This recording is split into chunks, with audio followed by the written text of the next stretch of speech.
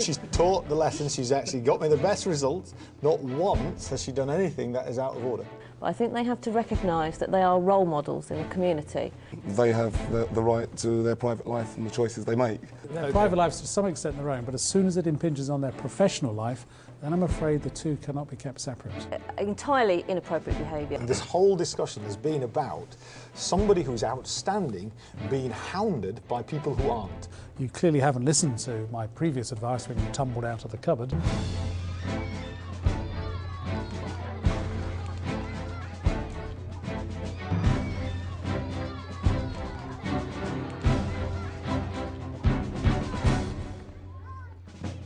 Should personal misbehaviour outside school lead to sanctions within school? Should staff face criticism for espousing a colourful life after the bell has rung at the end of the day? Though our expert panel can't talk openly about actual incidents they've encountered at their schools, they have agreed to discuss an imaginary case study. The moderator is Mike Baker. Well, hello and welcome. Let me paint a little scenario for you. You are the appointments panel, and you are appointing an English teacher. You haven't had many applications, I'm afraid. You have had one teacher who looks particularly promising. Her name is Fleur. She is a very young teacher, but she's got a PhD. You've just got one little niggling worry because she wears a nose ring. Gary Lewis, you are one of the head teachers of this school. Are you concerned at all? Will you raise this issue? I'd be concerned by the fact she was wearing a nose ring because I'd be looking at the implications for what the youngsters would be feeling. It would be a negative start for her, unfortunately. There was another candidate who had very dangly earrings, little parrots in, rather distracting. You didn't mention it when she was sitting in front of you, so is it reasonable to ask Fleur about the nose ring? Well, there is a difference. I mean, you know, if you were to come in with studs through your lips or something, that would be an indication of a certain approach and lifestyle, as a nose And stud does maybe. lifestyle affect teaching? It certainly would do, yes. Okay. Richard Marshall, you're also in this job share. You're the other head teacher. Do you have any worries about it? No. Absolutely none at all? None at all. Okay, and the fact that she didn't remove it for the lesson doesn't worry you Not whatsoever? Okay. Francis, you are Chair of Governors at the school and you're on the appointments panel as well. Now, you weren't quite so distracted by the nose ring, so you noticed something else, and that was that as she sat down, she had a fairly short top and it rode up slightly, and you could see that she had a belly button ring on it. Does that worry you? It's telling me that perhaps she may not have the best judgment for the appropriate situation. In other words, you come for a job interview, you may not be wanting to show a bare midriff in a professional position like a teaching position. Okay, and it so happens that Fleur has an identical twin sister, Rose, and she's a primary school teacher. And she's applied for a job at your school. Stephen Spooner, you're a primary head. Much the same scenario, really. She's come along, she looks terrific, but she, like her twin sister, also has a nose ring and a belly button ring. Now, you might worry perhaps in a secondary school about imitation by pupils, but that's not really an issue for your age pupils. So in a primary school, it's not a problem, is it?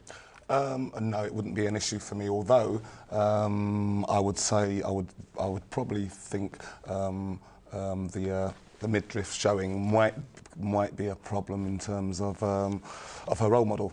But you're not worried otherwise? Okay. No, absolutely not. Rebecca Kellaway, you are a governor at the primary school. Would you have any concerns? I think I'd be concerned that she came to interview for a job dressed like that, but it wouldn't affect, I think, her capabilities as a teacher. And I think. But would you want her to stop? Would you say something, do you think? I think it could be appropriate to talk about standards at the school, because every school has standards, and it's appropriate that teachers follow that. Okay. Richard, coming back to you, because you didn't seem too concerned at all, but your school has a very clear code for the pupils that they're not allowed to have earrings, they're certainly not allowed to have nose rings or belly button rings, so it's going to be a bit hard for the kids if you tell them off and there's a teacher with these, isn't it? Well, two things. One, the belly button, you said that it was only seen when something unfortunate happened and it pulled up as, I presume that she's not wearing, you know, so it's not permanently on show, so it was an unfortunate glimpse of something that perhaps I shouldn't have been looking at anyway. And I wouldn't want to, I wouldn't want to go down that line. I didn't notice anything.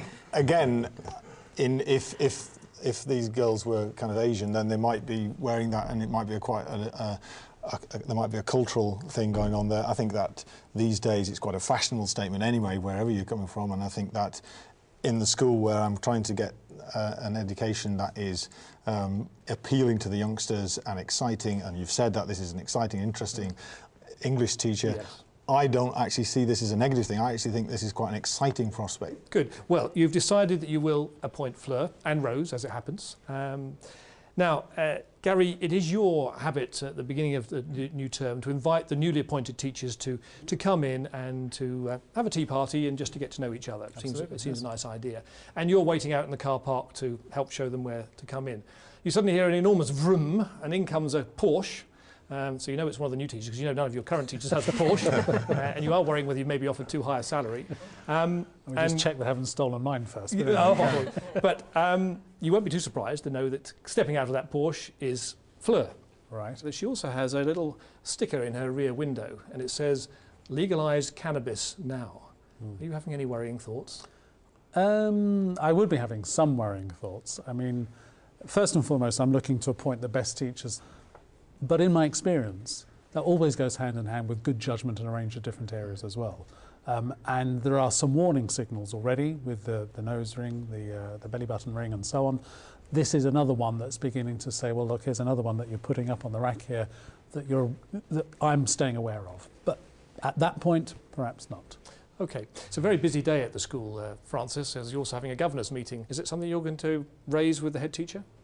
I think it will certainly be something that we need to be aware of. Again, it's showing another poor judgment on her part when you're a role model for young people. OK.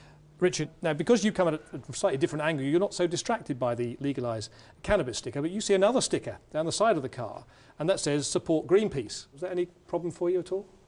No, not at all. I don't find any of this problematic. I mean, I'm focused on getting a good English teacher in the school. She's done well in the interview. All this is political views don't matter. I couldn't care less whether she votes What about Tory. the fact that the political views are advertised on her car in the car park? I really don't mind. OK. Well, let's see what happens, because you've got some other new teachers coming in. One of them is a new assistant head who you've appointed. He's an older man. He's married with 2 children. You notice that he too has a sticker in his rear window, and his says, "Vote BNP." Now, are you worried? I would certainly ask him whether the views of the BNP were his views. I'm Phil. Yes, they are. They are my views. I vote for them. Yes.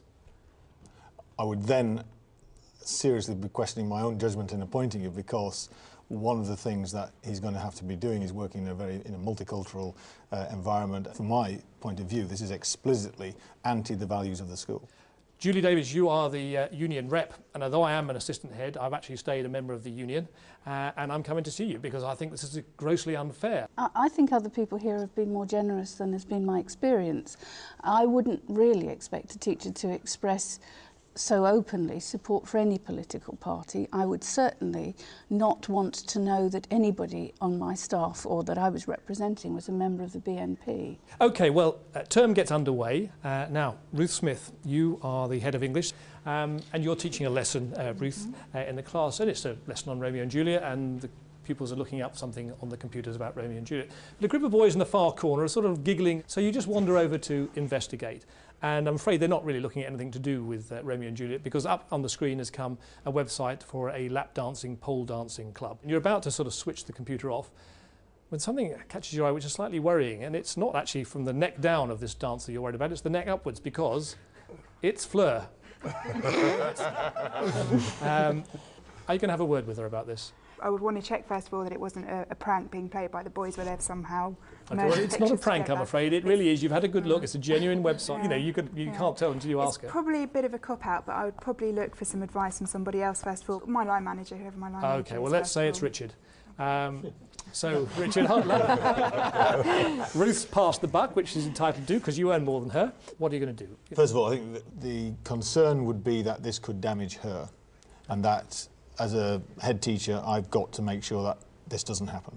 Okay. And I think that would be the first conversation that I'd have with her. I'd say, you know, were you aware of this? How did it happen? What would you like to do about it? OK, well, look, she's come in for the interview. She's speaking to both of you. Gary, she said, look, OK, yes, it is me. Obviously, it's me. I did it in the past when I was studying for my PhD. It's how I funded my way through the PhD. So it was for a good cause. What are you going to say to me? That's an interesting dilemma because, of course, it isn't going to be compatible with her role now. If it is in the past, then I would be doing everything I can, along with Richard, to support her, making it quite clear that it shouldn't be happening again. Okay. I mean, a lot would depend whether she was wearing the nose stud or the belly ring, of course. Okay, I'm Fleur. I'm really getting quite worried because I was enthusiastic. I seem to be getting in trouble all the time, so I've come to you, Julie, as my union rep. What are my rights? They can't hold this against me, can they? Well, I actually think you've left yourself vulnerable, really. You can't expect the school not to notice something like this. You've But it was in the undermined- past. I didn't know I was going to be teaching at that point. I was a PhD student. You have to consider that it might have undermined your own authority with the children now.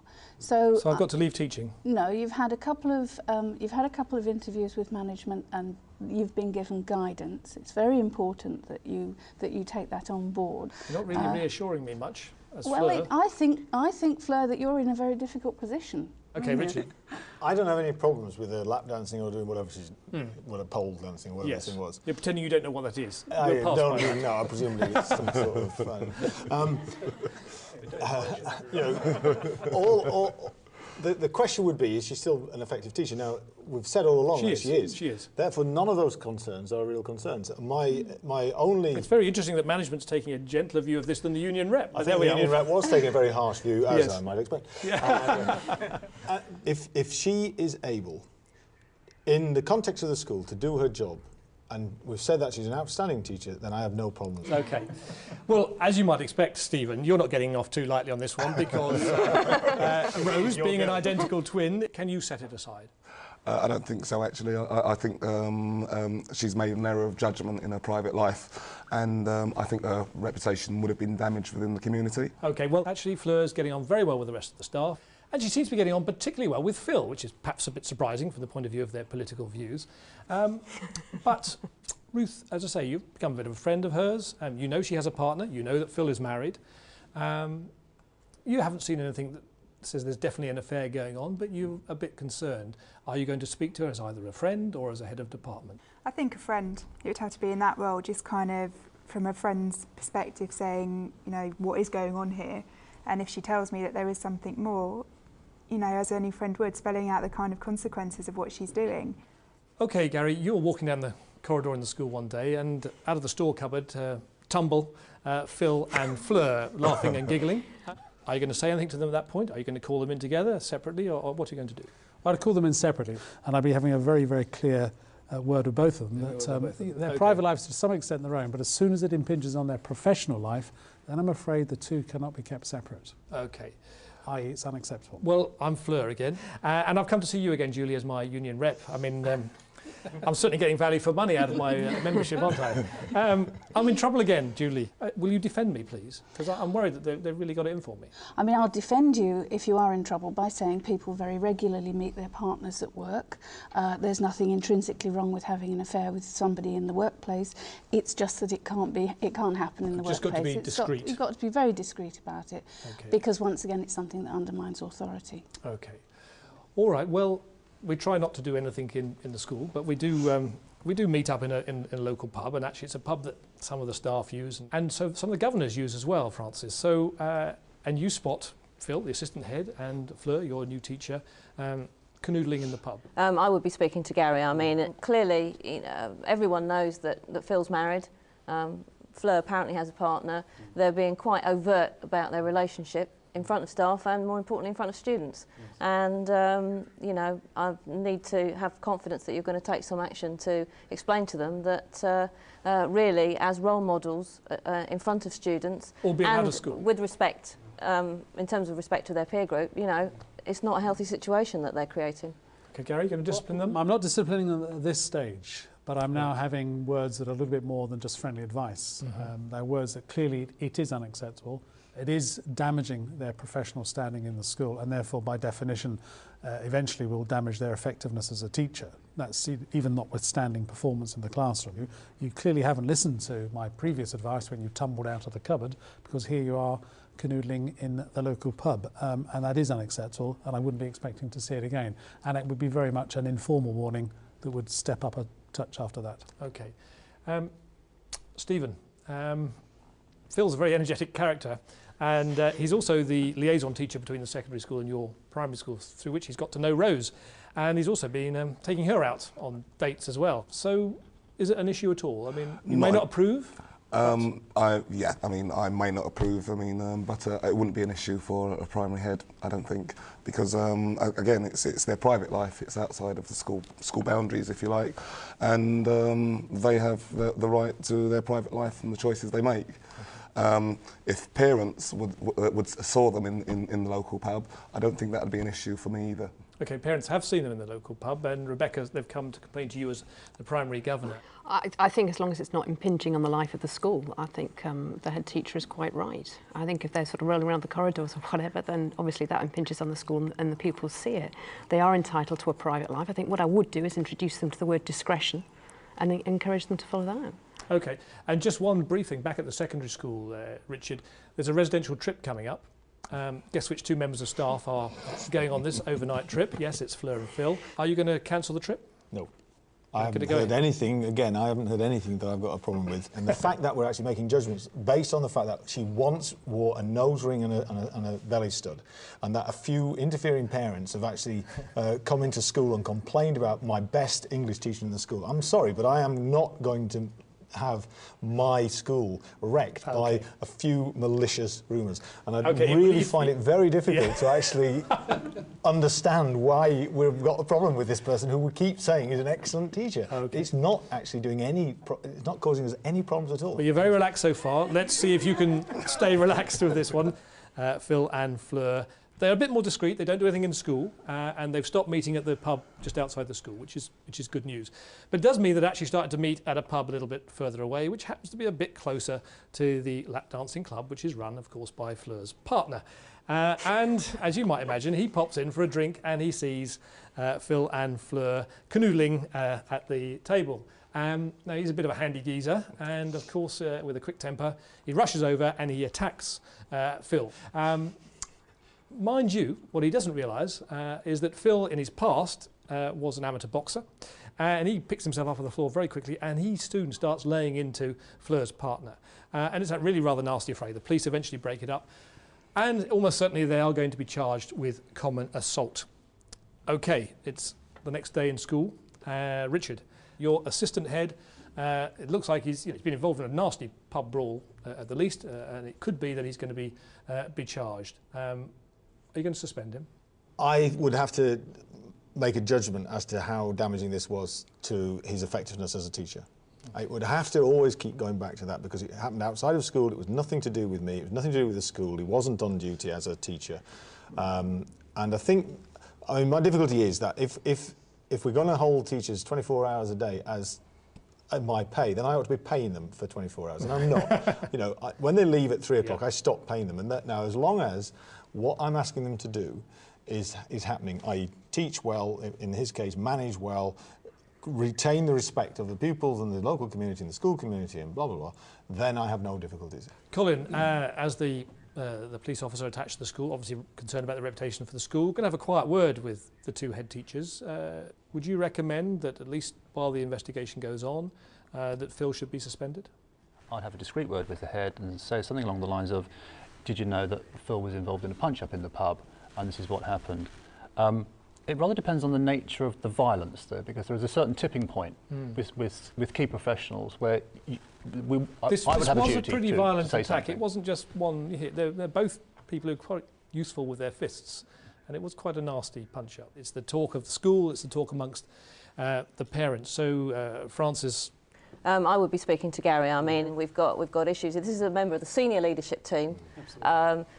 Stepped completely out of line. There could be anger management issues, entirely inappropriate behaviour. And senior members of the leadership team at our school have a role to play in society as well as in school. I know Richard said he stops paying them at 3 o'clock, but as far as I'm concerned... But he was attacked. He was attacked, knocked down, beaten up. He retaliated. He got up. Well, he was being attacked. He was beaten down. He got up. And the fact was he could handle himself and he hit the guy back. Now, to me, that's a good role model. There's nothing poor about Gary? that. Yes, Now, I would not hesitate, but I would suspend him at that point.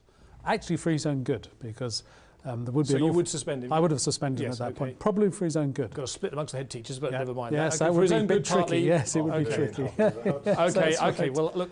I'm Phil. I've just been suspended for something that, you know, I think I'm completely innocent. I'm going off to see my union rep again. So, Julie, I feel it's happened outside. I was defending myself. It's not reasonable, is it? You are surely on this one going to back me to management. Of course.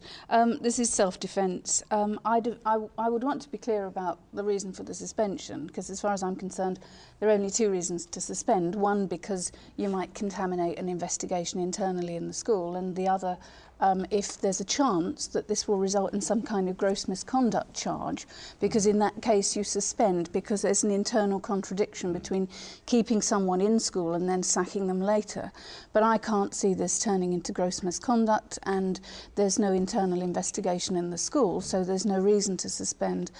Garden leave, well, it may be that now is the time to cool down, get your statements written, be absolutely clear that you were in a position of being attacked. Everyone's going to think I'm guilty if I'm told to stay at home. Time does move on, and we've reached the end of the summer term, and you all breathe a huge sigh of relief that you've made it through to the summer. It's been a pretty lively year. And there's some pretty good news over the summer, Ruth. I mean, the English results from Fleur's class are just fantastic. Best you've ever had. It's going really, really well. And what's more, you've also heard that over the summer, that maybe because of the whole incident with Phil, that actually her partner has finally got round to popping the question, and they've got married. They've moved in together in the flat above the lap dancing club, but she's not dancing there. So you think, great, we're going to start the new term on a nice, even keel. But I'm afraid on the very first day of term, Fleur comes in, wants to talk to you in floods of tears. She says, oh, I've had a terrible summer. My husband's club was raided over the summer, and they found evidence of drug dealing, hard drugs as well. What am I going to do? I think, again, it's probably in her best interest to talk to people and to perhaps have a meeting with the head teacher directly. Gary, what are you going to do about this? I mean, again, it's to do with Fleur's lack of her lack of ability to make reasonable judgments in all sorts of different circumstances. As a head teacher, do you have any say about who she marries, whether she marries? No, I don't. No, I don't. But I would have, you know, I would have actually probably sent her on garden leave over the previous incident as well, until it both cleared up for both their benefits. And part of their reintegration in terms of their own protection is to say, look, how can we now put this behind us and move on, because you are outstanding teachers and we want that to work. And I would have been looking at a code of conduct for them. There's no discipline and stuff going on at this particular stage, because I agree it's nothing to do with her at this stage, but I would have thought some fairly detailed personal support wouldn't go astray at this time. Okay, well, I'm afraid things are going to get worse because the police have been in, and this time they've not only raided the club, they've raided the flat that Fleur and her husband live in, and they've found cocaine, other hard drugs and so on. Does that make any difference to you? She's pretty close now to criminal activities. Close to criminal activities. You see, so far the story has been, although we've been following it up, she hasn't done anything wrong at all, ever. She's taught the lessons, she's actually got me the best results. Not once has she done anything that is out of order. Not once, in my view. Married inappropriately, not your business. She can do what she likes as long as she's doing the job and it's not affecting the job. And as far as the scenario that you've painted so far, this is somebody who has been an outstanding professional in my school, who has actually better judgments because she's a better teacher than everybody else in that school, possibly apart from myself. Okay, but Colin, does this make a difference now that it's not just in the club, which was her husband's, but actually it's in the house that she was living in? Does it make a difference to you? For me, it flags up another worrying series of events. I would be urging the school to be really watching the situation very, very closely, and I'm going to certainly ask my colleagues to do the same. Okay, Stephen, Fleur says, you know, I'm a strong Christian. I believe it's my duty to stand by my husband. Is she right to do that? I think she's absolutely right to do that, and as my colleagues have said, she's actually done nothing wrong herself. I think where it's going to damage the reputation of the school, because it's going to be in the papers and so on and so forth, I would take the view that, again, garden leave might be an appropriate way of dealing with it, and then contacting the local authorities' press office to handle and manage the sort of the newspaper reporting. But she's not really done anything. She's an outstanding teacher. I think later on you might, as a head, have a word with her and just say, you know, you've got to make some sensible choices. Okay. Let's just take this a little bit wider, Francis. I suppose what all these dilemmas are about is really whether or not we should expect higher standards of teachers than we might of other people in return for their munificent public sector salaries. Is it fair to have higher standards? I don't think that they should have higher standards, but I think they have to recognise that they are role models in the community, and therefore whatever their standards are, their standards will be under scrutiny. Okay, it's a tall order. Ruth, as a working teacher as well as a head of department, is that reasonable? To be an effective teacher, you have to be aware of how your conduct will impact on your persona, if you like. And the strongest persona you can have is one where you're not infallible, that's a bit high, but you know, one where you have protected yourself. Okay. And I think that's really important.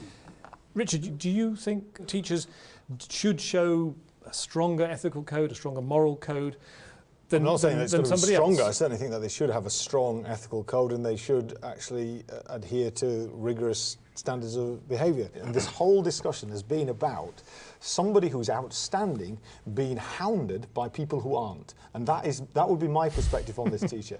If I've got the best teacher in the school and I've got a few parents who don't like it, I have problems with those parents, not the teacher. And I will defend this teacher's right to actually do what she's doing, as long as she's not doing anything illegal and she's not bringing the school into disrepute, which she's not. Okay, well, we've got to the end of the year again, and you're right, Fleur is a terrific teacher.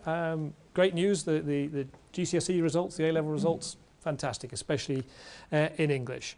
Fleur's husband was convicted. He went to jail. She stood by her man, and she's waiting for him to come out. But one result of all this publicity and being in the paper and all the rest of it has been that a venture capitalist has been along to Fleur and says, I've got this great idea. You could make millions if you set up a pole dancing club for teenage girls, because they're the very group we can't get to do any exercise, and they will go for that. I'm going to suggest if she's going to do that, she's not going to be working at the school. That's Right. absolutely for sure. Okay, she's not very good at making the right decisions. So, clearly she's not. Richard, what should she do? Should she, very briefly, should she, it's a yes or no, really? I would do anything to keep her in the school. You do anything to keep her? Okay. Well, I'm afraid in the context, no. I'm not going to go lap dancing in her place. Professionally to keep her there. We've reached the end of our dilemmas. Thank you all very much indeed.